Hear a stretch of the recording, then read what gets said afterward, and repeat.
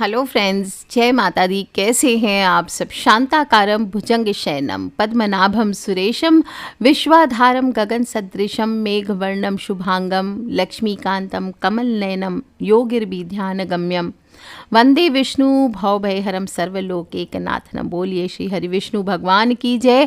दोस्तों, भगवान विष्णु के प्रिय दिनों में से, खास दिनों में से आज सबसे खास परुथनी एकादशी का दिन है। बहुत ही पुण्य और सौभाग्यदायिनी एकादशी है और ये संस्कृत के शब्द वरुथिन से बना है, जिसका मतलब है प्रतिरक्षक, कवच या रक्षा करने वाला। और शास्त्रों के अनुसार इस एकादशी पर भगवान विष्णु के वराह अवतार स्वरूप का पूजन किया जाता है। बैसाख माह के कृष्ण पक्ष की एकादशी है और इनका ये स्वरूप भक्तों के कष्टों को दूर करने वाला है। पूर्व काल में मूर दैत्य को मारने के लिए भगवान विष्णु के शरीर से एक अत्यंत प्यारी सी कन्या प्रकट हुई थी, जो भगवान विष्णु के तेज से संपन्न और युद्ध कला में निपुण थी। उसकी हुंकार मात्र से मूर दैत्य राख का ढेर हो गया। वह कन्या ही एकादशी देवी थी और इससे प्रसन्न न होकर भगवान विष्णु ने जब उससे वर मांगने को कहा, तब एकादशी देवी ने कहा, यदि आप प्रसन्न हैं तो आपकी कृपा से मैं सब तीर्थों में प्रधान, सभी विघ्नों का नाश करने वाली, समस्त सिद्धियों को देने वाली देवी बनूं, और जो लोग नक्त और एक भुक्त होकर के मेरे व्रत का पालन करें उन्हें आप धन धर्म व मोक्ष को प्राप्त कराएं।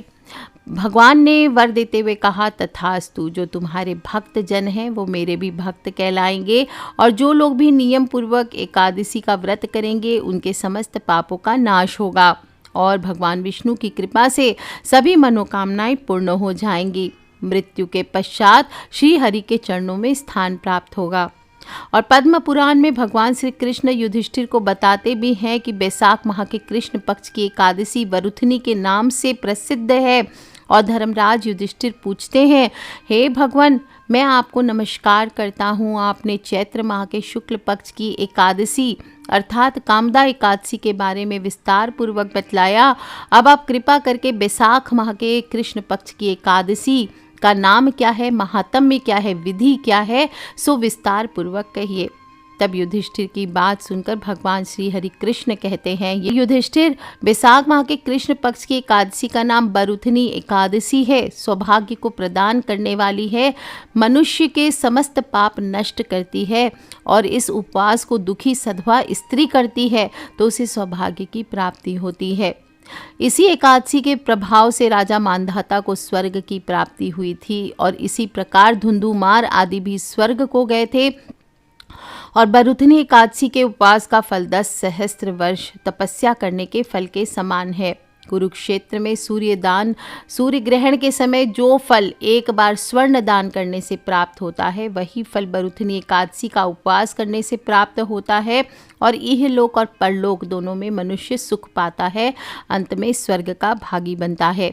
शास्त्रों में कहा गया है कि घोड़े का दान हाथी के दान से श्रेष्ठ है और हाथी के दान से भूमि का दान श्रेष्ठ है। इनमें सबसे श्रेष्ठ तिलों का दान है और तिल के दान से श्रेष्ठ है स्वर्ण का दान, और स्वर्ण के दान से श्रेष्ठ है अन्न का दान। और संसार में अन्न दान से श्रेष्ठ कोई दान नहीं है।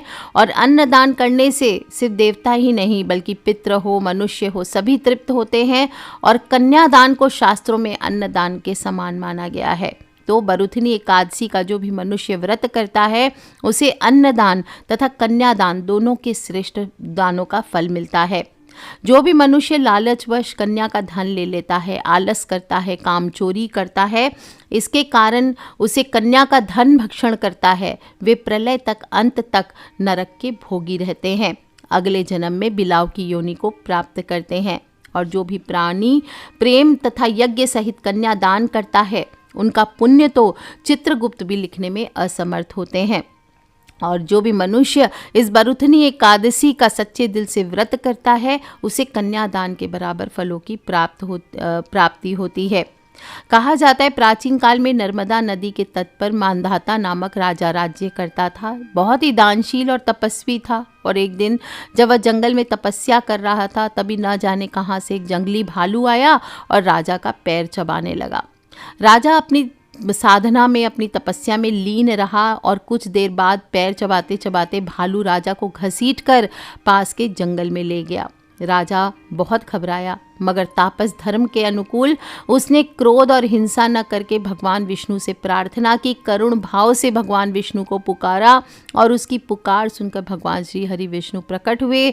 उन्होंने चक्र से भालू को मार डाला। राजा का पैर भालू पहले ही खा चुका था।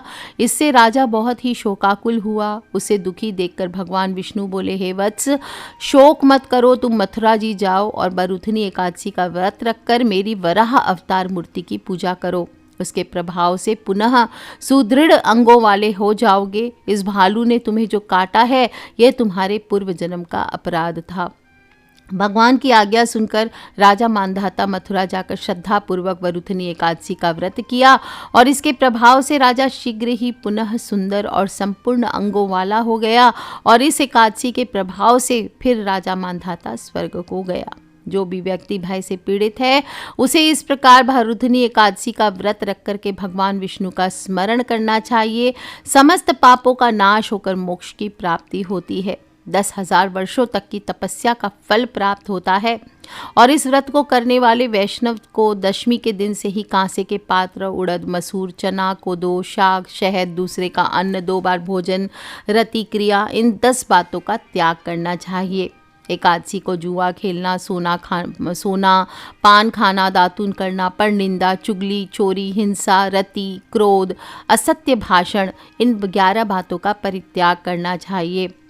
द्वादशी को कांसे का पात्र, उड़द, मदिरा, मधु, तेल, दुष्टों से वार्तालाप, व्यायाम, परदेश गमन, 2 बार भोजन, रति, सवारी और मसूर को त्यागना चाहिए। इस प्रकार संयम पूर्वक बरूथनी एकादशी का व्रत कर एकादशी की रात्रि में जागरण करते हुए भगवान मधुसूदन का पूजन करने वाला व्यक्ति सभी पापों से मुक्त होकर परम गति को प्राप्त करता है। मानव को पतित पावनी एकादशी का व्रत अवश्य करना चाहिए। इसके व्रत के महात्म्य को पढ़ना चाहिए, सुनना चाहिए, सुनाना चाहिए और इस प्रकार बरूथनी एकादशी के अनुष्ठान से मनुष्य सब पापों से मुक्त होकर वैकुंठ को प्रतिष्ठित होता है। जो लोग भी एकादशी का व्रत करने में असमर्थ हैं, वे इस तिथि में अन्न का सेवन कदापि न करें। हे राजन, जो मनुष्य इस एकादशी का व्रत विधान पूर्वक करता है, उसे स्वर्ग लोक की प्राप्ति होती है। अतः मनुष्य को निकृष्ट कर्मों से डरना चाहिए और इस व्रत के महात्म्य को पढ़ने मात्र से 1,000 गोदान के बराबर पुण्य फल की प्राप्ति होती है। गंगा स्नान करने से भी अधिक फल की प्राप्ति होती है। यानी कथा का सार है कि सौभाग्य ही आधार संयम है। हर प्रकार के संयम रखने से मनुष्य के सुख और सौभाग्य में वृद्धि होती है। नहीं तो तप हो, त्याग हो, भक्ति पूजा हो, सब व्यर्थ होते हैं। कथा संपूर्ण होती है। बोलिए श्री हरि विष्णु भगवान की जय, कृष्ण कन्हैया लाल की जय। दोस्तों, बरूथनी एकादशी है तो जो वैष्णव पंथ वाले हैं, कंठीधारी है, वो जानते हैं महाप्रभु वल्लभाचार्य जी की आज जयंती भी है, तो उनको जनेऊ धारण कराया जाता है आज। तो सभी लोग अपने अपने पुष्टि मार्गीय जो हैं वो ज़रूर करें इस चीज़ को। श्री वल्लभाचार्य जी का जन्म उत्सव मनाएं, इससे भी दिव्य फलों की प्राप्ति होती है। और बता दूं आपको, एकादशी तिथि का प्रारंभ 26 अप्रैल मंगलवार सुबह 1:36 पर हुआ है और एकादशी तिथि की समाप्ति 27 अप्रैल को रात को 12:46 पर हो जाएगी। जो लोग भी व्रत का पारण करेंगे वो 27 अप्रैल को सुबह 6:41 से लेकर 8:22 तक कर लेंगे। और इस बार ब्रह्म योग में आई है ये एकादशी। 26 अप्रैल को शाम को 7:06 तक ब्रह्म योग है, तो अद्भुत योग माना जाता है। इसमें ध्यान, पूजा, जो भी स्नान आदि करते हैं, दान करते हैं, इसके कई गुना फलों की प्राप्ति होती है। प्रत्येक एकादशी की तरह ही इस एकादशी का व्रत दशमी की रात्रि से ही शुरू हो जाता है। ओम नमो भगवते वासुदेवाय का जप करते हुए आपको शयन करना चाहिए और एकादशी की सुबह जल्दी उठना चाहिए। अपने घर के मुख्य द्वार की सफाई करें, हमेशा कहती हूँ, और हल्दी के जल का छिड़काव करें, तोरण लगाएं और रंगोली सजाएं। इस प्रकार घर के मुख्य द्वार की सफाई करें। आज के दिन स्नान करेंगे तो हल्दी, 1 चुटकी हल्दी जल में डाल करके स्नान करना चाहिए। और भगवान का जब पूजन करेंगे तो सफ़ेद या पीले रंग के वस्त्र धारण करने चाहिए। नीले काले वस्त्र धारण ना करें और स्नान करने के बाद सबसे पहला 1 लोटा जल सूर्य देव को अर्पित करना चाहिए। ओम सूर्याय नमः, ओम भास्कराय नमः, ओम आदित्याय नमः, ओम भूर्भुवः स्वः तत्सवितुर्वरेण्यं भर्गो देवस्य धीमहि धियो यो नः प्रचोदयात्। इन मंत्रों से आप सूर्य भगवान को जल दें। उसी जल के लोटे में जल ले लीजिए, दक्षिण मुखी हो जाइए, थोड़े से काले तिल हो तो डाल लीजिए और ओम सर्वेभ्यो पितृभ्यो नमो नमः ये बोलते हुए आपको जल डालना है। इस प्रकार से आपको करने के बाद अपने घर के पूजा स्थल पर आए, वहाँ की साफ़ सफाई करें। जो लोग भी पूजा करना चाहते हैं विष्णु भगवान की, लक्ष्मी माँ के संयुक्त पूजन आज के दिन करना चाहिए, और नहीं तो सिर्फ विष्णु भगवान का भी पूजन कर सकते हैं। सबसे पहले एक पीले कपड़े पर भगवान विष्णु का जो चरित्र है या फिर मूर्ति है उसको स्थापित करनी चाहिए। और भगवान विष्णु की मूर्ति है तो उसे दक्षिणावर्ती शंख में जल भर करके आपको स्नान कराना चाहिए। इससे आप घर में खुशहाली आती है। पंचामृत हो तो पंचामृत स्नान कराइए। हमेशा बताती हूँ पूजा में दक्षिणावर्ती शंख माता लक्ष्मी का स्वरूप माना जाता है। इसे हमेशा सिद्धि करके 1.25 लाख मंत्रों से आपको ज़रूर रखना चाहिए। और भगवान विष्णु का अभिषेक करते समय ओम नमो भगवते वासुदेवाय, ओम नमो भगवते वासुदेवाय, इस प्रकार से आप उनका अभिषेक करें। अभिषेक अष्टगंध से स्नान कराएं। इसके बाद शुद्ध जल से स्नान आदि करा के आपको उनको अच्छे से पोंछ करके पीले रंग के वस्त्र धारण कराने चाहिए। पीताम्बरधारी हैं विष्णु भगवान तो पीले वस्त्र धारण कराएं। स्वयं भी आपने पीले वस्त्र धारण किए और इस प्रकार उनको श्रृंगार करें, चंदन लगाएं। और कुमकुम नहीं चढ़ाया जाता, चावल नहीं चढ़ाया जाता विष्णु भगवान की पूजा में, इस बात का ध्यान रखें। चंदन चढ़ा करके जो सफ़ेद तिल होते हैं उनको चावलों की जगह प्रयोग करना चाहिए। जनेऊ धारण कराएं, वस्त्र का भाव करके वस्त्र धारण कराएं। और इस प्रकार से उनको तुलसी पत्र ज़रूर चढ़ाना चाहिए। कोई भी चीज़ों में भगवान का श्रृंगार हो, भोग हो, तुलसी से ही पूर्ण माना गया है, तो तुलसी अवश्य चढ़ाएं। पीतल का दिया हो तो पीतल का दिया, नहीं तो मिट्टी के दिए में गाय के घी का दीपक कीजिए। चांदी का दिया यूज़ कर सकते, जो आपकी इच्छा है। सुगंधित धूप करें। चंदन का अगर धूप है तो चंदन का धूप चढ़ाएं। चंदन का ही इत्र, विशेष रूप से चंदन का इत्र विष्णु भगवान को बहुत प्रिय होता है। अगर कोई मनोकामना है आपकी, हमेशा कहती हूँ, कोई विशेष मनोकामना है तो विष्णु भगवान को चंदन का शुद्ध इत्र चढ़ाकर रोज़ उसे अपनी नाभि में लगाइए। आप देखिए आपकी मनोकामना कैसे 1 महीने में पूर्ण होगी। और भगवान को भोग लगाएं। पीले ही फूलों से उनका श्रृंगार करें। पीले फूल, कोई भी सूरजमुखी के फूल अभी आते हैं उससे श्रृंगार कीजिए, नहीं तो गेंदे आदि जो भी आपको मिले, कनेर के फूल, वो आप श्रृंगार कर सकते हैं। और पीले फल आने लगे हैं, आम आने लगा है तो आम लगाइए, केला, खरबूजा, इन फलों का, मौसमी फलों का भोग लगाना चाहिए। और उपाय के लिए थोड़ी सी 1 या 2 चम्मच जो पीली सरसों होती है वो आपको वहाँ रखना चाहिए। इस दिन विशेष रूप से भगवान को मुनक्का और चने की भीगी हुई दाल का भी भोग लगाया जाता है। इससे आपके बिगड़े काम बनते हैं। और तुलसी के पत्ते ज़रूर चढ़ाने हैं। और पीले रंग के अन्न का ही दान भी आज के दिन आपको करना चाहिए। कहते हैं कि जो भी मनुष्य आज पीले अनाज का दान करता है उसे कभी भी जीवन में भूखों नहीं मरना पड़ता। सब चीज़ें विराजित कर लीजिए, वहीं भगवान के सामने बैठ जाइए और तुलसी या चंदन की माला से एक विशेष मंत्र बता रही हूँ, इसका आपको जप करना है। वराहाय नमः और ओम नमो भगवते वासुदेवाय। इसके बाद जो लक्ष्मी माँ की पूजा करे वो कर लेंगे। ओम श्रीम ह्रीम श्रीम कमले कमलालय प्रसिद्ध प्रसिद्ध श्रीम ह्रीम श्रीम ओम महालक्ष्मी नमः, इस मंत्र का आप जप करेंगे। और जो भी पूजा के बाद आपने भोग भगवान को अर्पित किया है, या तो आप किसी लड़के को, छोटा बच्चा हो उसे आप दे सकते हैं, या गौ माता को खिलाना चाहिए। दोस्तों, जिन लोगों के घर में बरकत नहीं होती उन्हें आज बरुथनी एकादशी के दिन अपने घर के कोनों में पीली सरसों के दाने रखने चाहिए। और अगले दिन ये सभी पुड़िया बना के रख दीजिए, ऐसे तो लुढ़क जाएगा वो, तो आप फिर पुड़िया बना बना करके घर के चारों कोनों में रख दीजिए। और घर में कल आप इस सरसों को, पहले जो आपने भगवान के सामने रखा है, माला जप कर ली, उसके बाद इन दानों को आप रखें, तो ये दाने आपके सिद्ध जैसे हो जाएंगे, अभिमंत्रित हो जाएंगे। और फिर इनको अपने घर के चारों कोनों में रख दीजिए। और कल जब आप पारण कर लेंगे उसके बाद इन्हें उठा करके आपको जला देना चाहिए। आपको घर में धूप भी आज के दिन देना चाहिए। क्या करेंगे, गाय के गोबर के कंडे ले लीजिए। सारी पूजा करने के बाद गाय के गोबर के कंडे ले लीजिए, गाय का घी ले लीजिए, थोड़ी सी लो बाण है तो लो बाण ले लीजिए। आपके घर पे अगर नज़र बाधा बहुत ज़्यादा है, परेशानियाँ, कलह कलेश बहुत ज़्यादा है, तो ये सभी अक्सर पूछते दुर्भाग्य है, दुर्भाग्य क्या करे, बीमारी है क्या करे, तो ये उपाय आप सभी को करना है, सभी को करना है। ये क्या करेंगे, गोबर के कंडे ले लीजिए, गाय का घी ले लीजिए, थोड़ी सी लो 2 बाण ले लीजिए। जो पीली सरसों है, जो लोग ने पूजा नहीं किया है वो लोग भी पीली सरसों का उपाय कर सकते हैं, ज़रूरी नहीं है इसके लिए पूजन करना। थोड़ी सी गूगल रख लीजिए, सभी चीज़ें एक साथ जला करके आपकी धूप तैयार हो गई। अब आप इसको जला के पूरे घर में घुमाइए अच्छे से 3 बार 4 बार, बहुत बड़ा घर है तो आप एक बार भी धीरे धीरे घुमा सकते हैं, और फिर इसे ले जा करके अपने घर के मुख्य द्वार पर रख दीजिए। आज के दिन इस पीली सरसों को आप नज़र उतारने के लिए भी काम कर सकते हैं। और धूप आपको कब देनी है ये बात का ध्यान रखिए, शाम के समय देंगे अपने घर में। और आज से शुरू करके अगर 43 डेज तक आप ये काम करके देख लीजिए, आपको कोई उपाय करने की, कोई किसी पंडित को 1 रुपये देने की, किसी ज्योतिष से आपको उपाय पूछने की जरूरत नहीं है। आपके घर के कलेश स्वयं खत्म हो जाएंगे। दोस्तों, पीली सरसों सुनने में आम लगती है लेकिन तंत्र में बहुत विशेष स्थान है। अचूक उपाय होता है सरसों का, और कभी भी याद रखना है आपको किसी का बुराई करने के लिए इस्तेमाल नहीं करना है।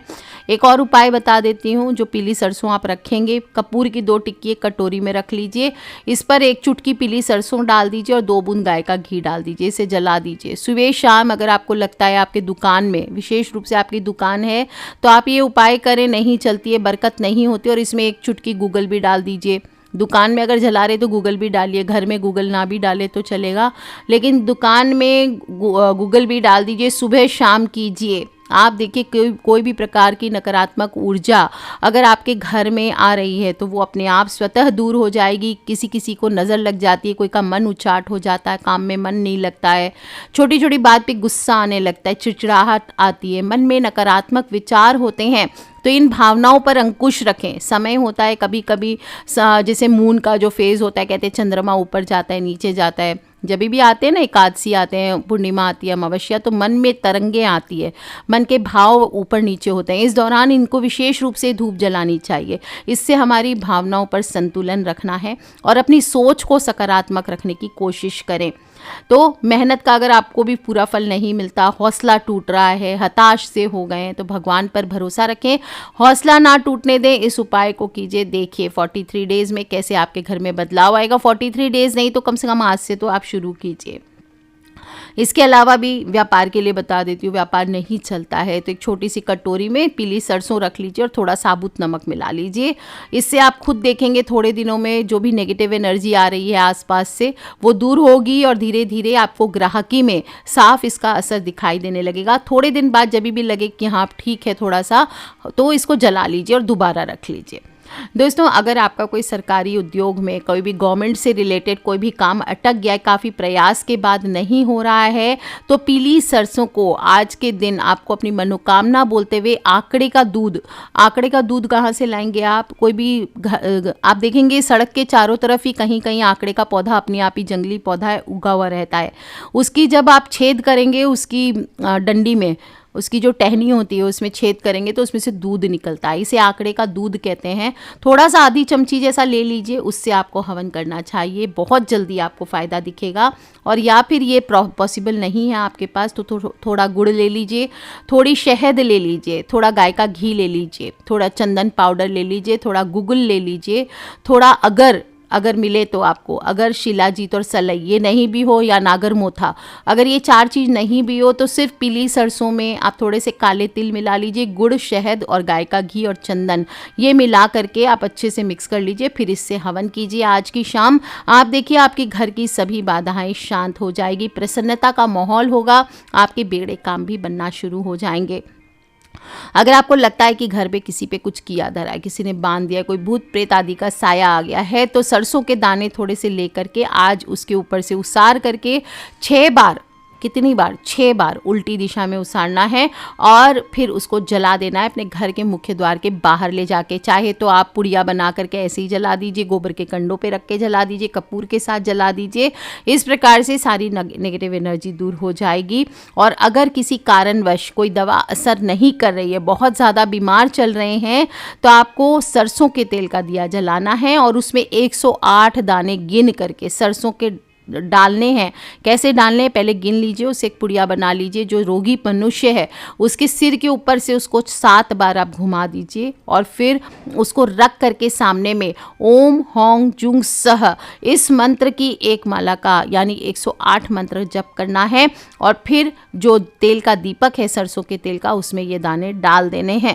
लगातार आज से शुरू करके, या अभी अमावस्या आ रही है उस दिन से आप शुरू कर सकते हैं, अक्षय तृतीया आ रही है उस दिन से आप शुरू कर सकते हैं इस उपाय को, और 40 दिन तक लगातार कीजिए। आप देखिए आपकी दवाइयाँ काम करने लगेगी, बीमार आदमी भी सही होने लगता है। दोस्तों, इस प्रकार छोटे छोटे बहुत सारे उपाय होते हैं सरसों के, मैं बताऊं तो शायद खत्म ना हो, लेकिन ध्यान रखना है बरुथनी एकादशी है, तो आज के दिन ये छोटा सा सरसों का उपाय कम से कम ज़रूर कीजिए। और अपने घर के ईशान कोण में आज की शाम आपको एक दिया ज़रूर जलाना है। अपने घर में तुलसी के पौधे के सामने शाम को एक दिया ज़रूर जलाना है। और कुछ करें ना करें, पूरे दिन ओम नमो भगवते वासुदेवाय, ओम नमो भगवते वासुदेवाय, ओम नमो भगवते वासुदेवाय अपने मुख को बंद रखते हुए पूरे दिन मन ही मन इस मंत्र का उच्चारण कीजिए। और जो कथा मैंने आपको सुनाई है वो अपने फ्रेंड्स, फैमिली, मम्मी पापा, भाई बहन, बच्चे, कुछ करें ना करें, कम से कम इन कथा को उन लोगों को सुनाइए, इससे भी बड़ा पुण्य बढ़ता है। तो कर लीजिए उपाय दोस्तों, खिलखिलाते रहिए, मुस्कुराते रहिए। आप सभी को वरुथनी एकादशी की बहुत बहुत शुभकामनाएं। श्री हरि विष्णु भगवान श्री कृष्ण कन्हैया लाल आप सभी की रक्षा करें, यही मेरी सच्चे दिल से मनोकामना है। Take care friends, love you all. जय माता दी, बम बम भोलेनाथ की, जय विष्णु भगवान की, जय लक्ष्मी मैया की।